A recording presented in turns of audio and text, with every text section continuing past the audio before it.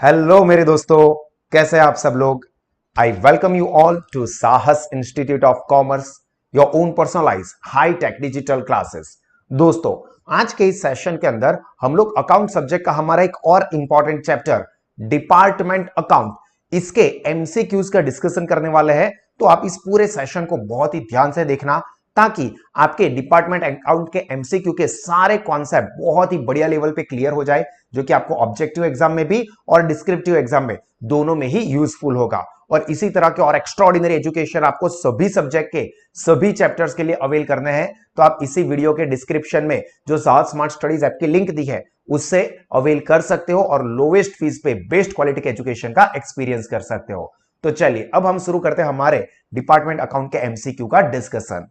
देखिए, सबसे पहला डिपार्टमेंट में क्या बोला है यहां पे, inter department transfer prices can be. देखो, इंटर डिपार्टमेंट ट्रांसफर मतलब एक डिपार्टमेंट से दूसरे डिपार्टमेंट में गुड्स ट्रांसफर करते हैं। मतलब फॉर एग्जांपल, हेड ऑफिस से सपोज डिपार्टमेंट 1 पे, या डिपार्टमेंट 1 से डिपार्टमेंट 2, या डिपार्टमेंट 2 से डिपार्टमेंट 3, कहीं पे भी अगर एक डिपार्टमेंट से दूसरे डिपार्टमेंट में गुड्स ट्रांसफर हुए हैं, तो वो कौन सी प्राइस पे कर सकते हैं, तो वो कॉस्ट बेस्ड प्राइस पे भी यानी कि कॉस्ट प्राइस पे कर सकते हैं, मार्केट प्राइस पर कर सकते हैं यानी कि मार्केट प्राइस पे, या ड्यूअल प्राइसिंग। तो यहां पे ये सभी प्राइसेस पे एक डिपार्टमेंट दूसरे डिपार्टमेंट को गुड्स सप्लाई कर सकता है। याद रखना, one department can supply the goods to other department at any of these prices. Then next, the work manager salary is a portion on the basis of, this is very important। ये आपको मैंने जो concept करवाया था, basis of allocation of various expenses, इसमें क्या बोला है, वर्क मैनेजर्स सैलरी। तो वर्क मैनेजर्स जो सैलरी होती है यहां पे, उसका आंसर रहेगा time spent in each department. मतलब जो मैनेजर है उसने कौन से डिपार्टमेंट में कितना टाइम अलोकेट किया है, उस बेसिस पे वो सैलरी, वर्क मैनेजर की सैलरी को अलग अलग डिपार्टमेंट के बीच में डिस्ट्रीब्यूट किया जाएगा। तो यहां पे आंसर सी नहीं रहेगा, आंसर रहेगा बी। देखिए, मैंने आपको जो एमसीक्यू के पैम्पलेट दिए है, उसमें कुछ आंसर्स में चेंज होंगे, क्योंकि कई बार ऐसा होता है कि दूसरे कुछ लोग अपने एमसीक्यू का कॉपी कर देते हैं। तो अगर वो कॉपी मार रहे हैं तो वो गलत चीज ही कन्वे करेंगे। चलिए, third number, again important, canteen expenses. Canteen expenses are a portion on the basis of. तो कैंटीन एक्सपेंस जो कि एम्प्लॉय के लिए होता है, कैंटीन एक्सपेंस होता है, या रेस्ट रूम एक्सपेंसेस होता है, या game expenses, game room expenses होता है।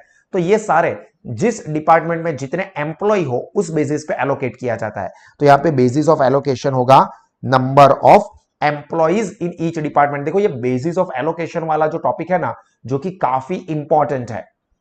देखिए, ये वाला जो मैंने आपको पढ़ाया था, तब भी कहा था कि this is very important, most important concept for sum as well as for MCQs. तो देखिए, ये जो बेसिस ऑफ एलोकेशन है, वो आप हमारे साहस के पैम्पलेट लेके ये चीजों को अच्छे से एक बार रिफर कर लोगे। मैंने आपको डिटेल में ये सारी चीजें ऑलरेडी कन्वे कर दी है, समझा दी है। तो ये बेसिस ऑफ एलोकेशन आपको MCQ as well as sums में भी काफी काम लगने वाला है।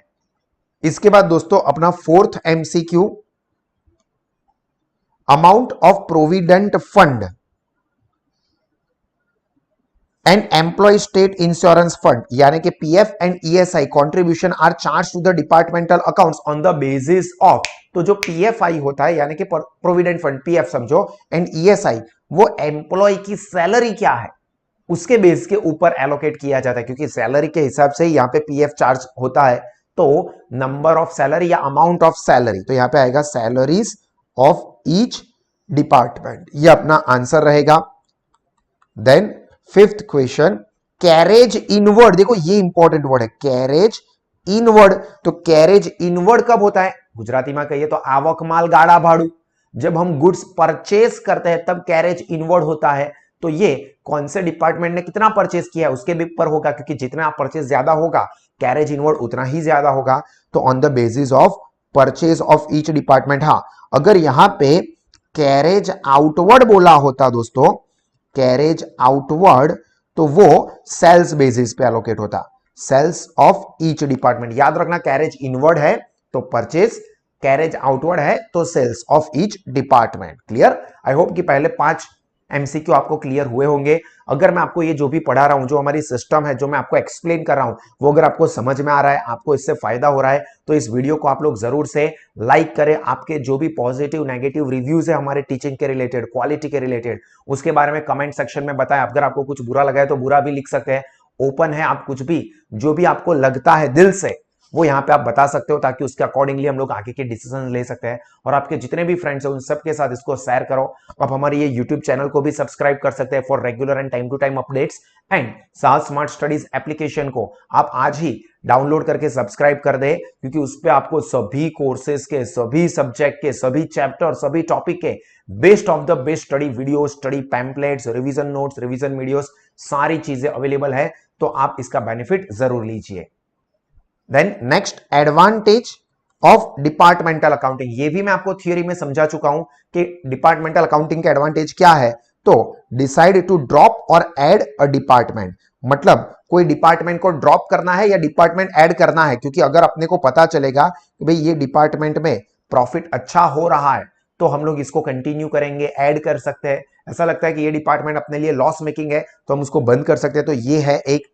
Managers can not B rewarded properly, ये प्रॉपरली है, पर इससे कोई फर्क नहीं। ये तो यहां पे डिसएडवांटेज बन गया, अपने को एडवांटेज पूछा है, हालांकि ऐसा होता नहीं है। Managers can be rewarded properly departmental account करने से।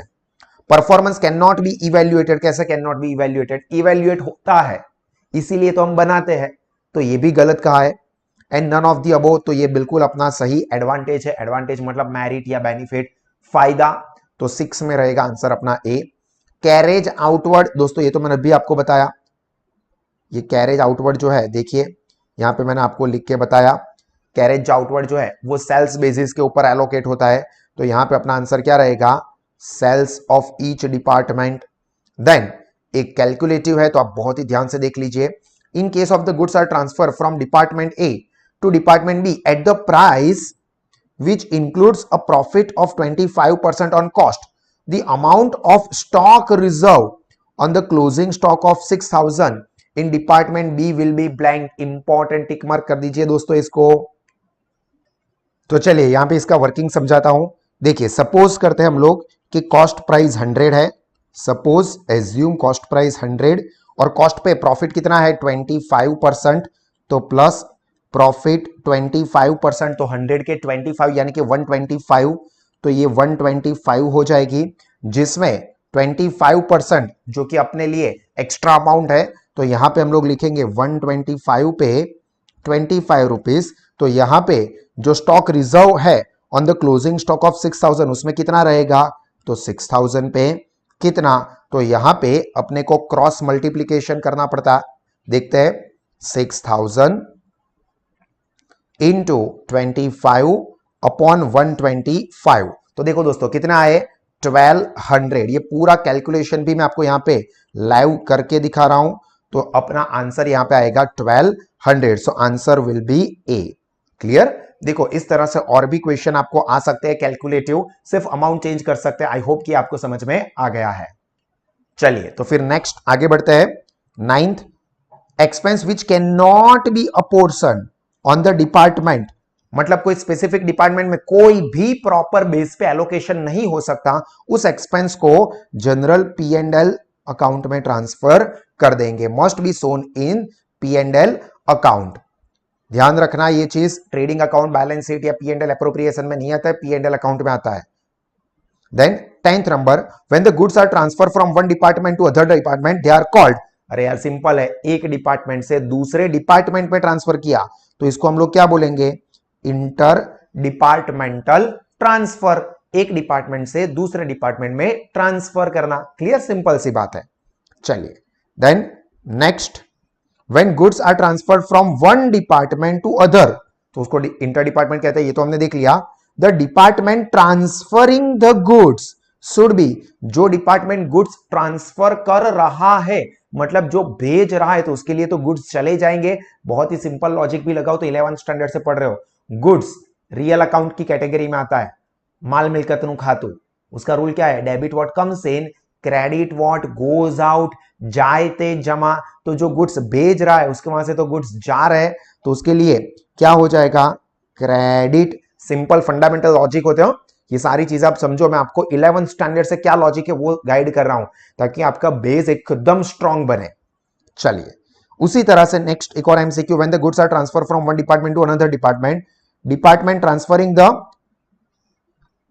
गुड्स शुड बी क्रेडिटेड, वो तो देख लिया, and department receiving the goods should be, अभी जो मींस भेज रहा है वो क्रेडिट होगा, क्योंकि उसके लिए गुड्स गोज आउट। तो सामने वाले के लिए यानी कि रिसीवर के लिए क्या होने वाला है, गुड्स कम्स इन, आवे ते उधार, जाए ते जमा, debit what comes in, credit what goes out. तो जिसके लिए रिसीव हो रहा है उसके लिए क्या हो जाएगा, डेबिट। बहुत ही सिंपल सी और लॉजिकल बात है। आई होप कि ये चीज आपको क्लियर हो गई होगी। आपको अगर ये स्टडी अच्छी लग रही है तो आपके पास हमारे ये पैम्पलेट की सॉफ्ट कॉपी होगी, तो यहाँ पे क्लिक करके आप हमसे ज्वाइन कर सकते हैं। और जो भी स्टूडेंट्स यहाँ पे यूट्यूब पे हमारे सेशन देख रहे हैं, उन लोगों के लिए सेशन कंप्लीट हो रहा है यहाँ पे। हाँ, जो सास स्मार्ट स्टडीज ऐप पे देख रहे हैं उनके लिए सेशन कंटिन्यू हुई है। और अगर आप भी ये पूरा सेशन अवेल करना चाहते हो और ऐसे ही सभी सब्जेक्ट के सभी स्टडी कंटेंट, तो आज ही सास स्मार्ट स्टडीज ऐप को सब्सक्राइब करें। चलिए आगे बढ़ते हैं सास ऐप के यूजर्स के लिए। Next, in the departmental accounts, expense like direct fees, interest is transferred